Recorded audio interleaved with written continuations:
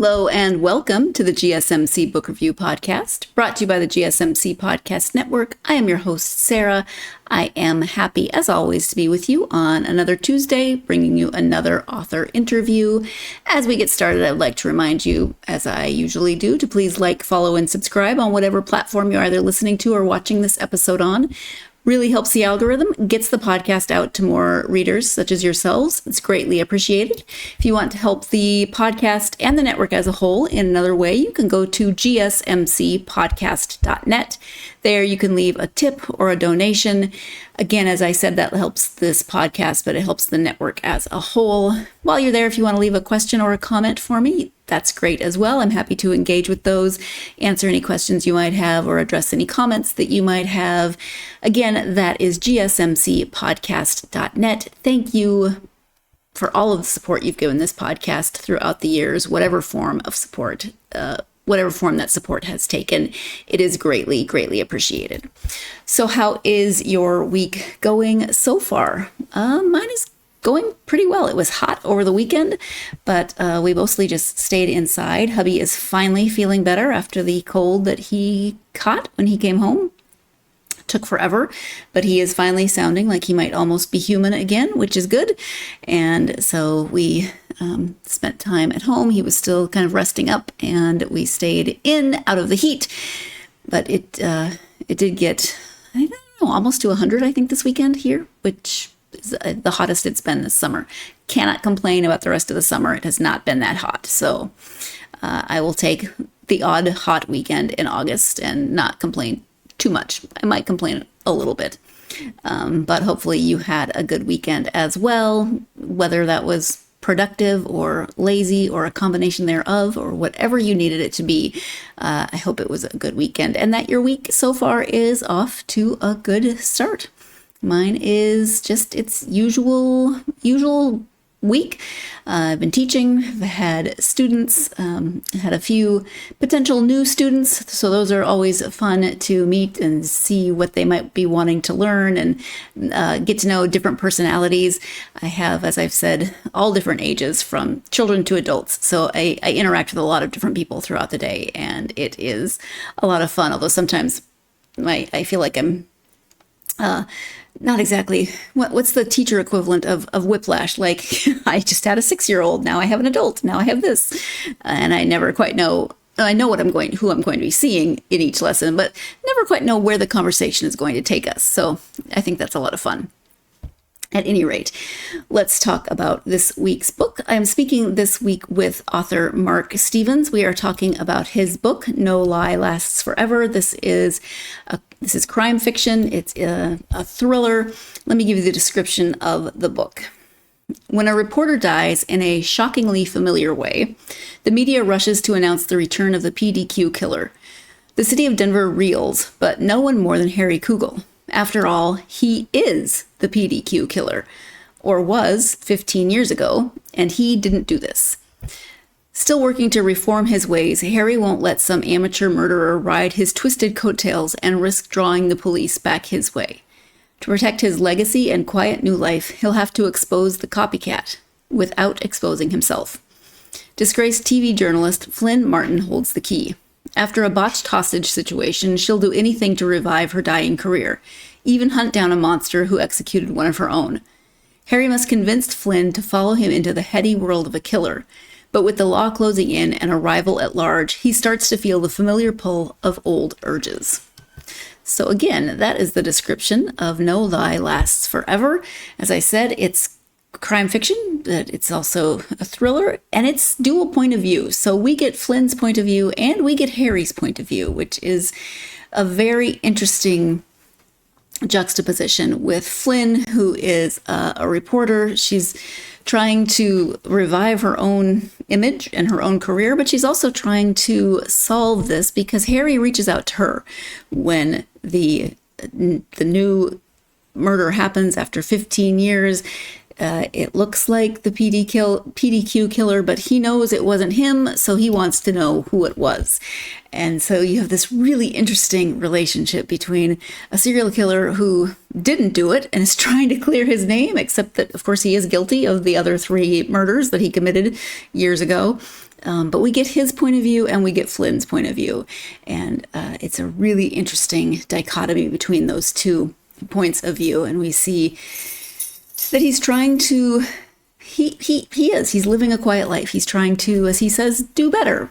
But, still, he still has some very unhealthy thoughts. I guess that's the best way to put it. But anyway, I'm going to let Mark explain a little bit more about the book and how it came to be. So once again, the book is called No Lie Lasts Forever. The author is Mark Stevens. Let's go now to the conversation with Mark.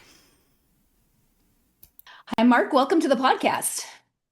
Sarah, thanks so much for having me on. Thanks for being here. I'm excited to have you. We're going to talk about your book, No Lie Lasts Forever. But before we do that, would you take a moment to introduce yourself? Let my listeners get to know you a little bit. Yeah, sure. I mean, the basics are, and one key kind of point of information is I'm the son of two librarians. So if you can imagine growing up in a world of books and information, I wish that on everybody out there. That would be a different world completely. Curious parents and big time readers both. I grew up outside Boston. From middle school on, knew I wanted to be a reporter. Uh, Spent about 19 years in journalism, both in print and television, and then switched over to school district public relations communications, working for Denver Public Schools and the State Department of Education in Colorado. But all along, not quite all along, but from the early 1980s, really just decided I wanted to try my hand at fiction. And it took me about 20 plus years to get published, but I enjoyed every step of the way. And crime fiction being my main kind of point of curiosity about how to put together a good crime. The early mornings have been for years and years, just kind of working on my craft and trying to get better at it. But live now in Southwest Colorado, doing a couple of grown daughters out there. My wife and I moved here about 6 years ago to a very rural, small town between Durango and Cortez. Very artsy, fun town called Mancos. Yep. So yeah, All that's right. that's kind of how's that for a thumbnail? Well, it's hard to, encapsulate that whole life down into a brief introduction. You Yeah. did well. When I read the bio in your book and said the son of two librarians. I am the son of one librarian, but a voracious reader, so uh, Yeah. somewhat similar. Yep. For Um, sure. yeah. All right. So the book is called No Lie Lasts Forever. Can you give an overview? Sure. The basic two ingredients, two main characters are, first of all, a retired serial killer, a guy who has hiding in plain sight, who did what he did about 15 years before the novel starts. He's actually a bureaucrat for the State Department of Education. No coincidence, I'm sure, between my career and where he works. Um, and he thinks he's gotten better. He thinks he's gone through self-improvement on his own, that he has, moved on and is now a contributing member of society. And he actually wants to go down in history as somebody who never got caught, of course. He wants to be up there with the big time killers as having been successful in doing what he did. Well, along comes a brand new case that looks exactly like how he used to kill. And he knows he didn't do it. And he is very angry at this idea that somebody is copying him 15 years later, because certainly that's going to put the cops back on his trail and stir the pot on all the old evidence. Uh, at the same time, a television reporter, and that's our second main character, she is the driving force, Flynn Martin. Flynn is a senior, veteran television reporter. She's been around the block more than a few times. She thinks she's graduated from crime fiction, crime coverage. I mean, cover crime stories for the television news. She's on to bigger and better, more substantive topics. And one day, she gets pulled into the middle of a hostage-taking situation where a hostage taker has got some people, kind of in this box at a convenience store. He's got them pinned down, and he wants he has some demands, and he uses her as a go-between with the police. And Flynn kind of follows her own instincts. She is getting the police telling her one thing, how to handle it in her ear. She has her own ideas, and she follows her own ideas. And unfortunately, one of the hostages gets killed. Well, the station puts her out, at least puts her on a suspension just to kind of clear the air in terms of their public relations and all that. And our serial killer decides that she can be somebody who can help him. And the story becomes a story of mutual redemption. He uh, works with her to give her information to track down and ask the right questions about who actually committed this latest crime, and she can get her job back. And if she clears this case under his name, he can get his reputation back. Right. So that's the rough setup of this story. Right.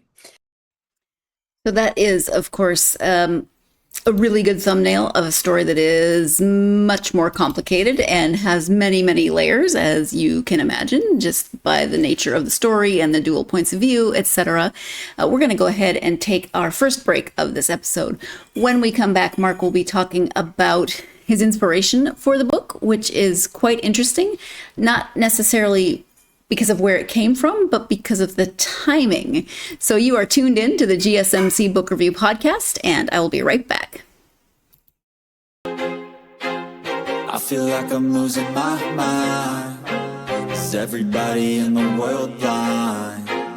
Please, Lord, give me a sign, a sign.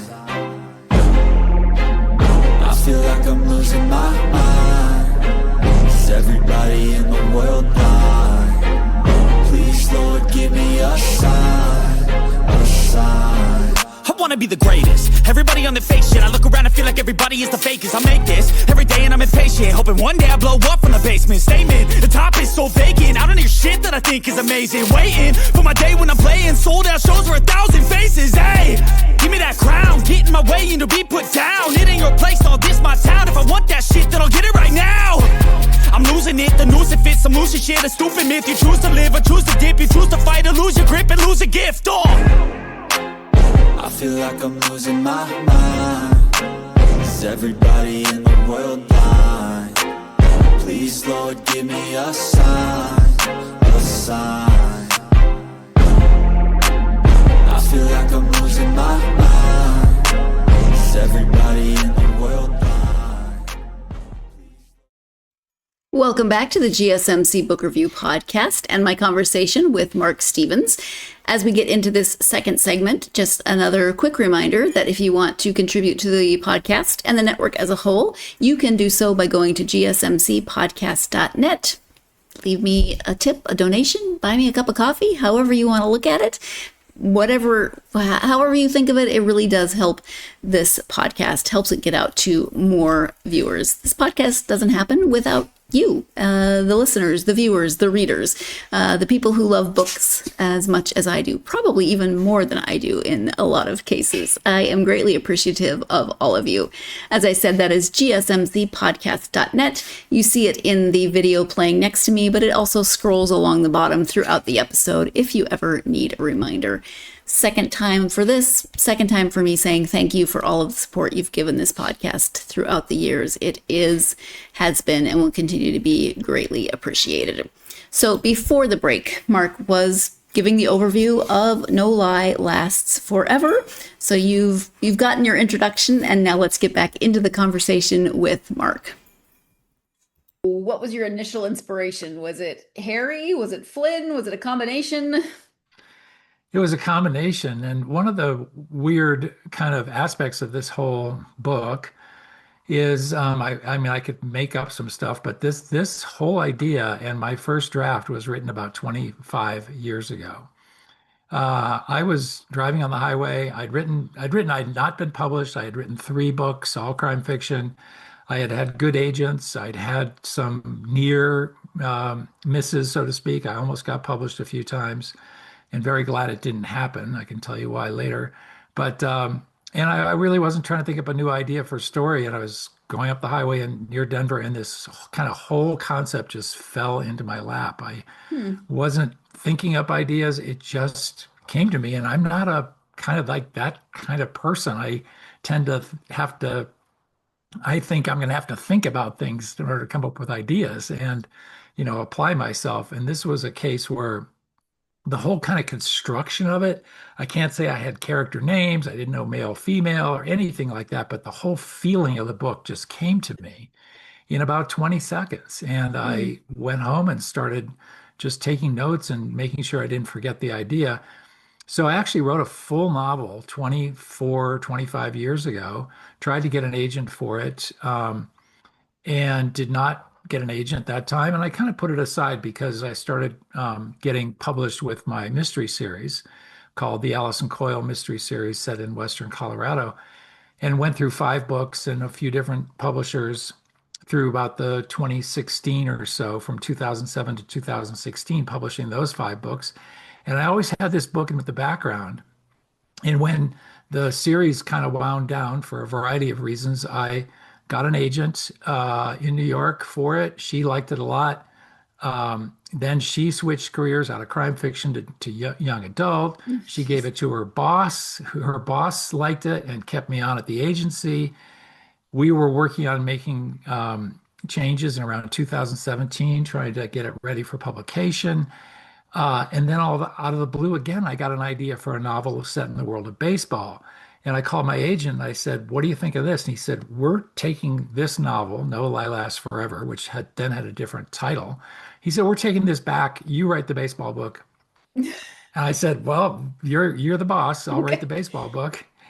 Wrote the baseball book. We went out to market in February of 2020, 1 month before the worldwide pandemic. And Right. that delayed the sale of that for 22 months. And, so 22 months later, that book comes out and does pretty well. And the editor who bought The Fireballer, that was the name of the baseball book. Sorry for the long story, but yeah, she said, I really don't want to read any of Mark's crime fiction. I want to read something else about the human condition, because The Fireballer was kind of a straight up novel. And so I always had this idea for a book set in the world of rock and roll. So I wrote that. And I wrote that and sent it off. And right when we sent it off through my agent, who really liked it, she got promoted and was no longer buying books. Jeez. Her replacement read the rock and roll book and kind of shrugged and said, "I'm not sure it's for me, but does Mark have any crime fiction lying around?" And Josh sends her this book, then with a different title. This was in March of 2024, 15, 16 months ago.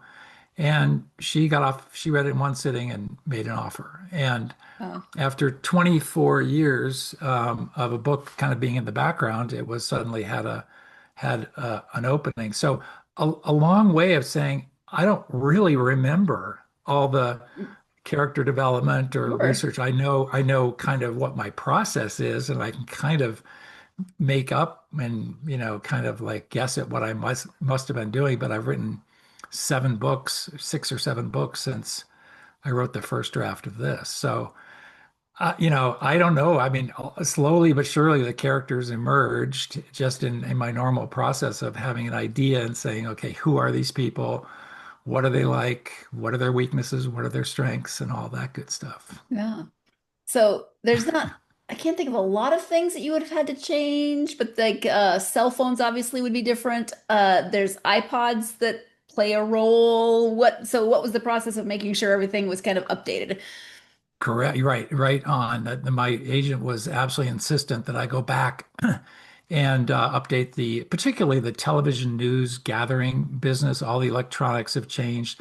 Used to be, and I spent 6 years in television news in the mid 80s, and the equipment was so heavy, the whole rig that you would need for live broadcasts or anything like that was just gotten so much more compact and swift. So I went back, I found a reporter with Denver television news station, a fabulous reporter named Kelly Worthman, and she let me tag along with her and watch everything, morning meetings in the newsroom, all the way through heading out to the field to go do a story, coming back and editing it. And then she was available for questions. And this started at the very beginning, working with his agency in New York in 2018.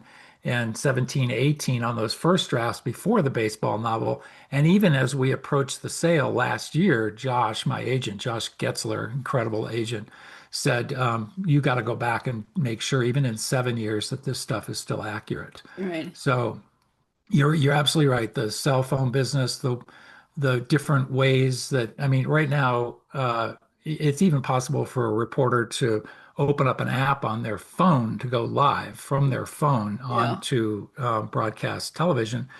Backpack rigs are totally, a reporter just carries a backpack, sets it up, you go on a phone circuit, and you can go live from your backpack phone, basically. And if you watch enough television news like I do, you can see these incredible remote spots that they get to without a problem, and satellite links, whatever it takes. Right. But yeah, getting the technology right, the reporter part of her, I mean, the basic process of asking questions and being a reporter, that really doesn't change too much, except for more the emotional climate that reporters are working in today, because there was a time where reporters were kind of trusted, and that all has changed quite a bit. So try to work some of that in too.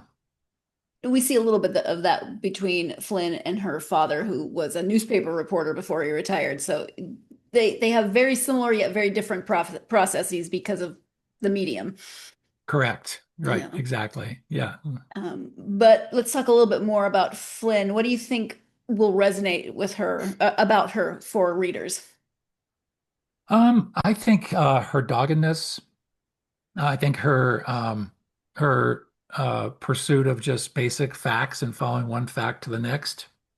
In this story, she is put out by her station and is sort of in this quasi kind of twilight zone where she's not really on staff, but she's in touch with the staff. And the station kind of puts her out for political reasons, because it doesn't look good to not consider whether she should be punished, so to speak, or be held accountable for not following the police instructions during the hostage taking situation.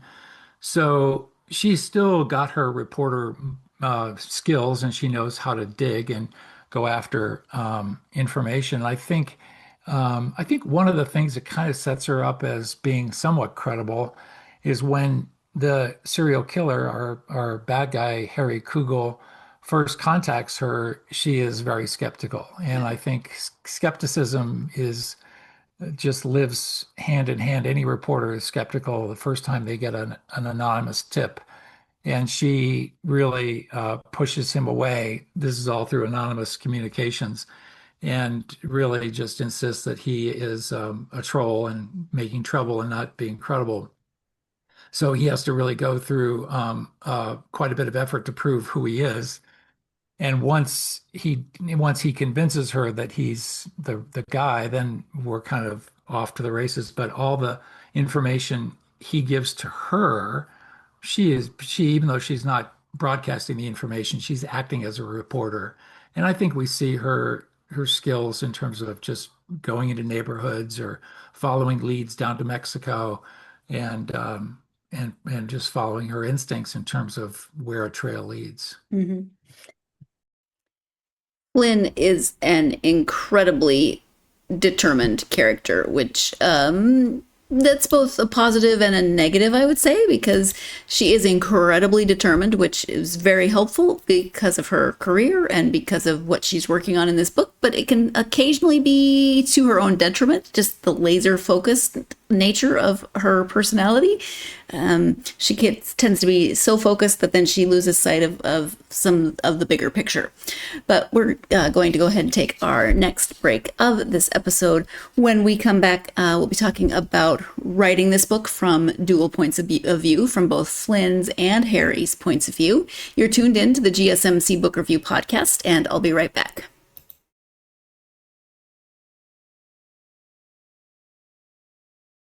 For the best and latest podcasts available anywhere, go to the podcast app on your cell phone and type in GSMC to access free content-rich podcasts on health and wellness, book reviews, sports, entertainment, relationships, social media, movies, technology, finance, and even weird news. Subscribe and download the GSMC Podcast Network's family of shows, available everywhere podcasts are found. Welcome back to the GSMC Book Review Podcast and my conversation with author Mark Stevens. Before the break, Mark was talking about Flynn and what about her character might resonate with you, the readers. She is not the only point of view in this book, though, of course. We also have Harry, the reformed or not serial killer.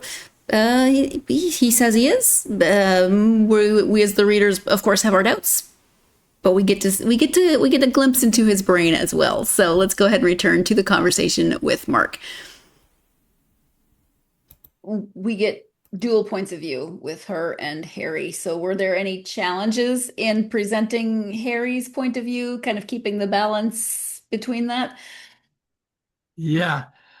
I mean, again, I kind of making this up because going back 24, and everybody asked me that question, and they, what was it like to write from the point of view of a serial killer? And what I can kind of go off is the second book is wrapping up right now and off, and there's a fair amount of Harry and some other things going on, but I think you start with a regular, quote unquote, regular person. A lot of these serial killers who hide in plain sight, like the BTK killer in Wichita, who was a prominent member of his church, and just a very prominent member. The things he did in Wichita were just horrific to women, and so starting with a regular person, discovering their weaknesses, discovering their obsessions, and just working your way down.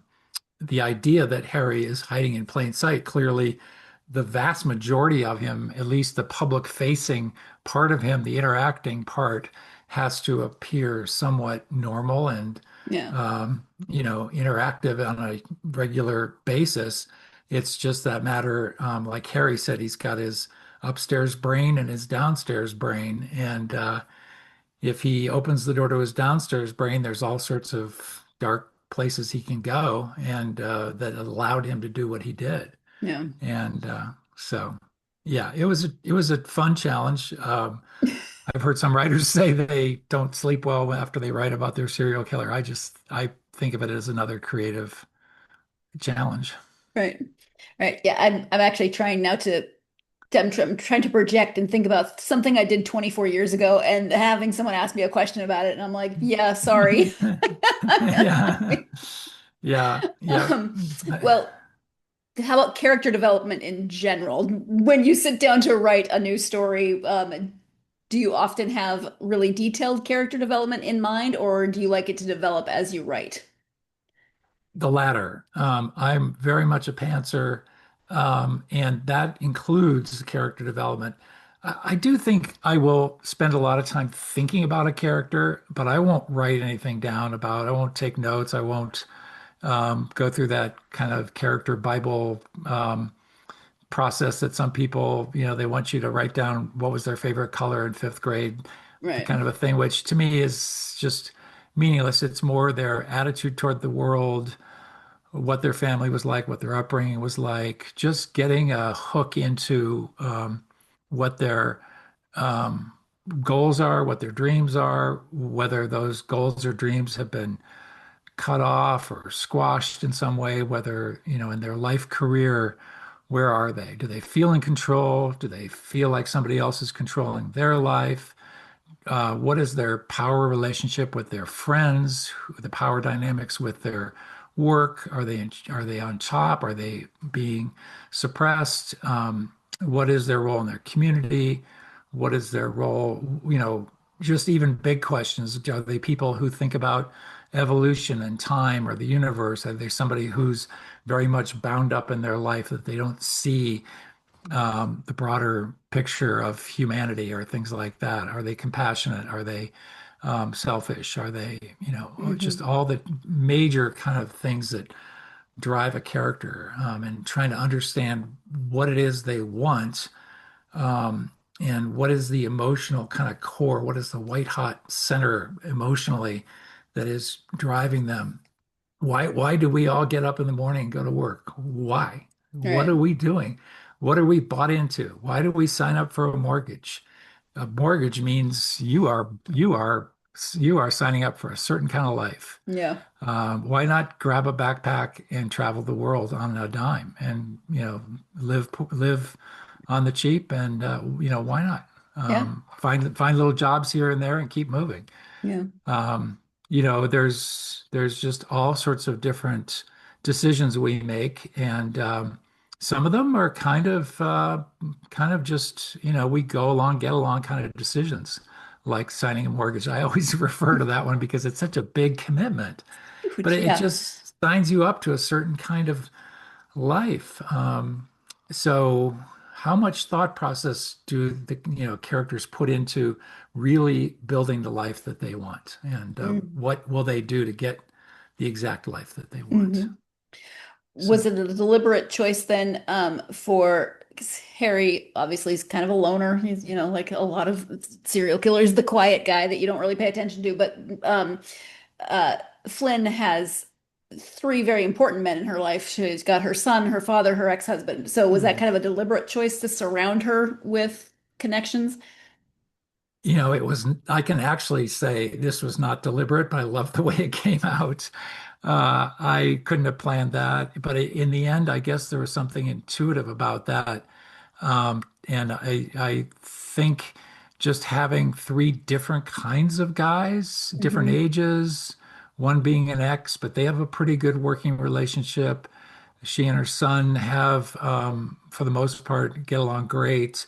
There's a little more tension in book two between the son and her, but the ex is still in the picture, and the dad is still in the picture. And I think that really gives her, there's just so many different kind of varieties of male in No Lie Lasts Forever as a result. Yeah. But she also has a great working relationship with her female coworker, Hmm. Tamika Porter. And, I, I wanted healthy relationships. I didn't like with the ex, you can really get into sort of some tropes around that. Yeah. And I wanted them to have a pretty good working relationship. Yeah. Mostly because I think Flynn is, for the most part, I hope she's likable, but she's almost hardworking to a fault, Yeah. almost so driven, you know. Yeah, she definitely she zeroes in. She's very, very Yeah, focused. Like yeah, there's some points where you kind of want to reach in the book and be like, you gotta you yeah. gotta come out a little bit and pay attention to what's going on. Right, Um, right. you've mentioned book two. Do you have an arc in mind for number of books, or is it just kind of however many come about? Well, what's funny is when I wrote No Lie Lasts Forever, I definitely thought it was a standalone. When the editor bought it, she said, "No, this is three books, and you got to Oh, figure out how to make it a little mini series. It's going to be three books and out. That's the plan. So, beginning, a middle, and an end to the third book, and we'll be done." So, okay. which I really kind of like because I think some of these sorts of things can just drag on too long. Yeah. So yeah, it was a challenge to figure out how to go into book one and set up enough so that there's enough of a little springboard into book two. I was just absolutely horrified by the idea of having to do that because I didn't know how to take a standalone and build Right. something because I don't want to spoil anything, but there is a very firm end to No Lie. And so we came up with a few things to sprinkle in there to give it a door into book two, but then it will wrap with book three as the plan. So, and I'm fine with that. So without giving anything away, just as for my own curiosity, is that last scene then, was that added because of the springing into book two or The last scene was always the last scene. okay. There are some little curiosity seeds, I guess I've heard that phrase in fiction writing that are just they're in there, Okay. and they have to do with Harry thinking about his reputation down the road Okay. and him sort of documenting without going too much into it. He just documents a few ideas that he thinks will be his legacy, Okay. and so. All right. What is it about crime fiction do you think that draws you to writing within that genre? I always liked reading general, regular, quote unquote, straight up literary fiction. But it daunted me in terms of writing about it because, you really needed to just have these super rich characters and these very thoughtful scenes. I mean, I'm trying to generalize literary fiction. I absolutely love literary fiction, love reading it. But when I discovered crime fiction in the early 1980s, reading Patricia Highsmith and James M. Cain and Elmore Leonard, I think people like that, I realized that crime fiction had a beginning, a middle, and an end. And my parents were much more kind of heady readers, and my mother was constantly giving me literary fiction. A Mhm. friend passed me a crime novel, which I'd always kind of looked down on, I guess. I just didn't know what it was. And I realized how great the writing was within the crime fiction and how, engrossing it was. And I just thought, well, the fact that there's an end gives me something to shoot for and a nice sense of relief, of justice being delivered, of the world coming back into balance, of putting the monster back in the cage or whatever it is. And that made me feel like it was something I could try to do. Like I said, again, it took me a long time to kind of figure out a lot of the little details of it, but that's what drew me in. I really felt like, okay, I can kind of see this. Literary fiction always scared me because it felt like a beginning, a middle, and then maybe another middle, and then there would be kind of like, let's close the book. And I was like, I Yeah. enjoyed this, but I'm not sure exactly what I learned from it. But Okay. and I think crime fiction is popular for that reason. It just is. We know 99% of the time it's going to be deliver the goods. Yeah. I've never really thought about it like that in terms of a beginning, a middle, sometimes another middle. But I know what he's saying, and he's right. Even when you have a series and the series, like a crime fiction series, ends with a cliffhanger for one of the main characters, usually you get closure on the crime itself. Usually, I mean, sometimes there's a bigger arc, and you won't get closure. But I do understand what he's saying, and I like it. It's like when I read romance, knowing that I'm going to get a happily ever after. Like it's not exactly the same thing with crime fiction, but I do know that I'm going to get some closure and I'm going to get some answers. Maybe not every answer for the entire arc of the series, if it is a series, but yeah, I'd never really thought about it like that. I always like when authors give me new perspectives. So thank you to Mark. We're going to take our final break of this episode. When we come back, Mark's advice for aspiring authors. You're tuned in to the GSMC Book Review Podcast, and I'll be right back.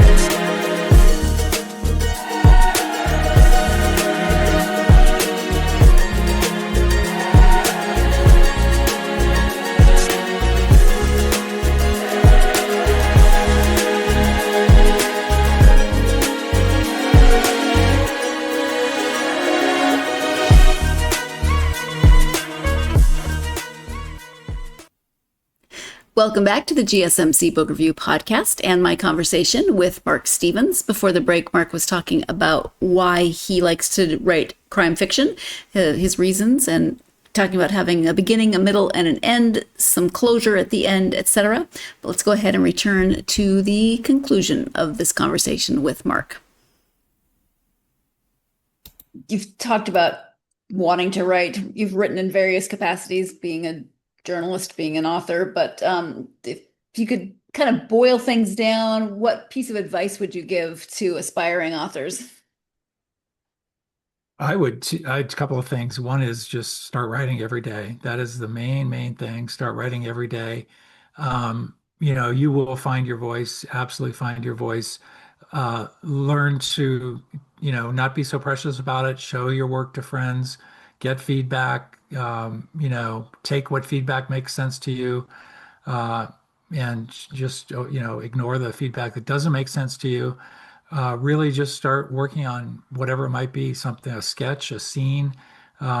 Start honing your craft and finding what you like to write. And then a couple more things. Number two is read carefully and critically, read to learn, because you can watch if you're absorbing a story, a brand new story, but also another part of you is watching the techniques as you go and thinking about whatever it is that you might be looking for, how they plot, how they reveal secrets, how the story unfolds, how they develop characters, whatever it might be. Just kind of develop another part of your brain that's watching the process that they must have gone through to write, to read what's on the page. Because this is the most bizarre magical art in the world, that somebody will put ink on a page in a coded kind of form that we've agreed on as a language, and they have a movie in their head, and they're creating a movie in your head, and the movie in your head is different than the guy next to you reading the same book who gets different things out of it. It's a Yeah. bizarre thing, and so there's a million ways to do it, but you want to just understand the techniques that are out there. If you're planning to publish and be a successful author, you need to pay attention to what's, the kinds of styles that are being accepted right now. There are certain things that are just, the general rules, and those rules get broken all the time. But what Yeah. are the general rules? And then the third thing I would do is just get involved in the writing community. You have to build your network way before you get published. Have it ready when you do get published. Go to book events, go to writing conferences. Anytime your bookstore has a visiting author, be in the front row, ask questions, participate, ask local authors out for coffee, chat with them, get to know them, read their stuff, ask them to read your stuff. Even if they've been published, they might really help you. We have a tremendous writing community in Four Corners area down here. I was part of still am part of a large Rocky Mountain fiction writers in Denver, Mhm. Rocky Mountain Mystery Writers of America, the Mystery Writers of America themselves. Had I not joined those organizations, it would be a whole different picture, whole Yeah. different picture. Yeah. Thank you. Yeah. You've mentioned this a little bit, but when you take time to read just for you, some of your favorite authors and genres. Wow. Um, I'm currently just obsessed with James Salas. He wrote the Lou Griffin series about this kind of cynical ex-detective in New Orleans named Lou Griffin. There are 6 books. They're as much about philosophy and humanity and the identity, who we are, as they are about crime fiction. In fact, crime fiction kind of takes a back seat, but they're just absolutely fascinating to me. They're so deep. He also wrote the book Drive, which became a movie. He's a former science fiction writer, poet, brilliant guy. I love Willie Vlautin, Vlautin. Just what can I even say? He's the most spare, down to earth, empathetic writer of overlooked people. Mm. Books like The Free, Lean on Pete. Um, he just put out a book called The Horse, which is about a musician and this old beat up horse that he's trying to take care of, a retired musician, thinking back on his career. Willie Vlautin is also a musician. He plays in a band called the D-Lines. He was in a band called Richmond Fontaine. He's like my hero because of his rock and roll legacy and his writing credits. And if you look up his books, you'll just see how well liked he is. I read across the board. I just finished the Philip Kerr trilogy, the Berlin Noir trilogy set in World War II about his cynical detective Bernie Gunther. And the 3 books are March Violets, A Pale Criminal, and A German Requiem. and you learn so much about the World War II, and they're kind of old school, old style. He died about 10 years ago, but his books were written in the 90s. Very, very rich writer. The scenery, you talk about world building, it's seamless world building of these cities, Berlin and Vienna in A German Requiem. He does not spare you details on the architecture and the streets and the parks and everything else, but it just feels so three-dimensional when he's done. And great plots, really interesting plots. So Patricia Highsmith is she's it. She's the bomb. She's the one. I've read both biographies of her. Some 25 novels. The Talented Mr. Ripley, the original book, Strangers on a Train, which got made into a Hitchcock movie. There's a great book called Suspension of Mercy by her. Just immersive psychological ability to capture the minds of her regular people who are going to do bad things. She is it. Great short stories too, and just a heck of a personality. Yeah. Thank you. You could probably go on being it's like asking you to choose your favorite child, but I have a book review blog. It's off my website. I think I've been reviewing books for, I don't know, 20 years. I think there's 600 reviews on there or something like that. So which is a perfect segue, nicely done. Website where people can find you and any social media that you're active on. Writer Mark Stevens for my website, and there's a link there to my book review blog. Like I said, on Instagram, Mark54 Stevens. Facebook is Writer Mark Stevens. TikTok, Mark54 Stevens. Those are the main ones. Okay. Yeah. All right. Thank you. Mark, is there anything we haven't covered that you wanted to make sure that you mentioned or highlighted? The next book will be out in April. And thanks for all the support and thanks for the great chat today. I appreciate it. All right. Thank you so much. I really appreciate taking time out of your day to talk to me. Thank you. Thanks, Sarah. Thank you once again to Mark for joining us to talk about No Lie Lasts Forever. If you are a fan of crime fiction, definitely check this one out, especially since it's the first of a trilogy. You have 2 more to look forward to. I really liked the dual points of view, and I'm intrigued that he mentioned that Harry is going to be part of the next one. I want to find out. That was a very dramatic entrance. I want to find out where we're going with Harry's story after the ending of this book. There's more to know, and I want to know it. But I really enjoyed having Harry's point of view as part of this story. I thought it added some really interesting elements, an interesting dichotomy especially to Flynn's point of view, and just kind of upped the stakes, kept me as a reader engaged throughout, and I just appreciated it. So if you're a fan of crime fiction, of suspense, of thrillers, then definitely check this one out. You can also, of course, check out his other books as well. He's got another series, so and it sounds like I didn't ask, but I think that one's complete. So if you like starting a series that you know you can finish, that all the books are out, you would have that opportunity with Mark's series. So thank you again to Mark. Thank you, as always, to you for joining me. It is greatly appreciated. I hope that you will join me next time, not next week, for an interview because this weekend, the hubby and I are celebrating our 13th and 15th wedding, 13th and 15th anniversaries. 13th wedding anniversary, 15th anniversary of being together. I'm sure I say this every year, but we got married on the 2nd anniversary of our first date. So we have the same anniversary. So I always say 2 years every year, but that is Sunday. And so I blocked off this weekend, no interview, which means no interview episode next week. So the interview that I'm about to show you will be the following week. And that will be with author Judith Valenti about her book, The Italian Soul. This is nonfiction. She is telling personal stories about her experiences in Italy. She writes books that talk about slowing down. She mentioned that she spends a lot of time with monastic communities, learning to meditate, to slow down, to appreciate life. And she's looking at that same concept, but through life in Italy. Her family came from Italy. She spent a lot of time in Italy. I've just started reading the book, but I'm enjoying it so far. So I'm looking forward to the conversation with Judith, and I hope that you will join me for that conversation on the next episode. In the meantime, of course, if you are a fan of this podcast, like, follow, and subscribe on whatever platform you are currently listening to it or watching it on.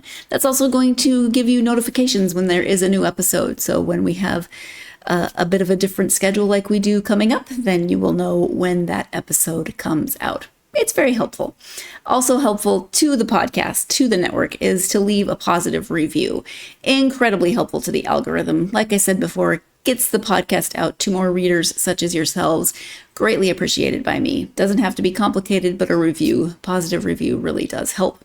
You can also follow the podcast on social media: Facebook, X, TikTok, Instagram, and Blue Sky. Love hearing from you. So if you want to hit me up via the podcast social media, tell me what you're reading, tell me which authors that I've talked to that you've read or would like to read. Follow-up questions from some of those conversations. May or may not be able to ask those, but I do love hearing from readers. So find the podcast, find me by extension, and let me know what questions or comments you have from recent or even past episodes. Love hearing them. I hope that you're having a really, really good week. Whatever is going on in your week, I hope it is going well.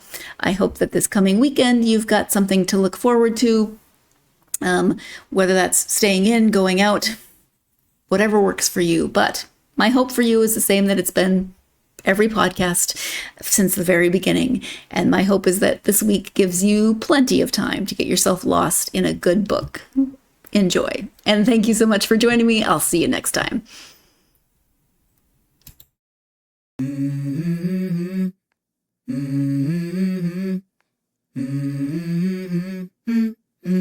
Let's go. I wake up to a little bit of drool on my pillow, feel like it's gonna be a bad day. Yeah, I'm tired of shit, and the coffee ain't hit yet, damn, ain't that great. I don't wanna go to